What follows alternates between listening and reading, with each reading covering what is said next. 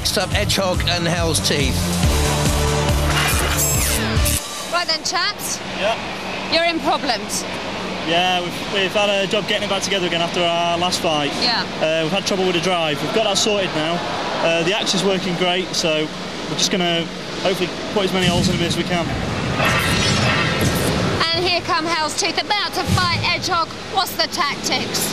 Get in and rip them to pieces as quick as possible with a spinning disc. Yeah, if only it were that good.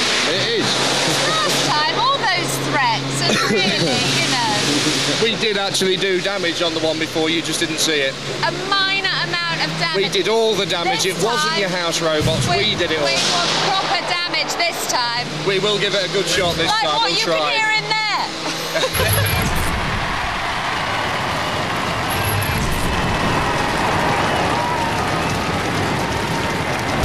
Edgehog. Problems with the drive then for Stephen Edgerton and William Ashton, both 19, the Edgehog team. Hell's Teeth. Has the spinning disc, up to 1800 RPM. Shane Swan, Andrew Shepherd and Paul Merton in that team. Roboteers, stand by. We're represented in the arena by Dead Metal with the pincers and the serrated saw blade, and Sergeant Bash with the flamethrower. 3, 2, 1. I thought Edgehog did well in its first battle and was cruelly treated by the house robots. Hell's Teeth played a quieter role, has that rear flywheel though that is so destructive. It's causing minimal damage at the moment. You'll see him spinning away, Hell's Teeth, to try and line up an attack, but Edgehog is wary of that.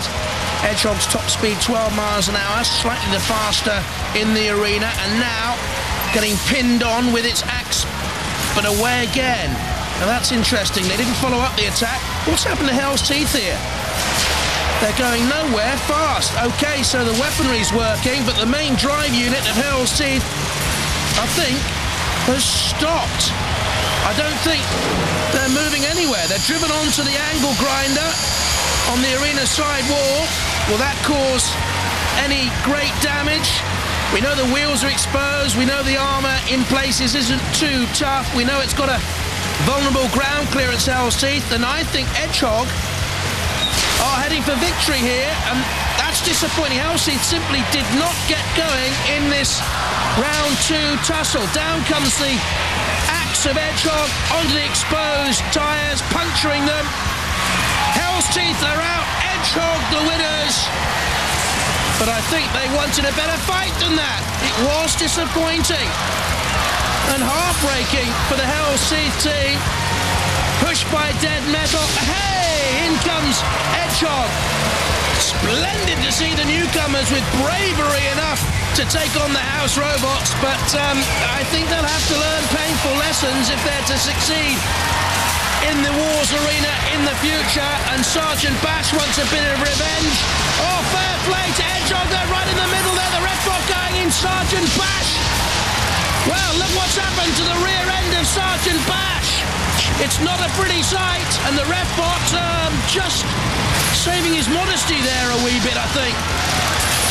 Putting his pyjamas back on. Dead Metal out there in the arena, looking for revenge on Edgehog. Edgehog caught between the two robots there, the saw blade of Dead Metal.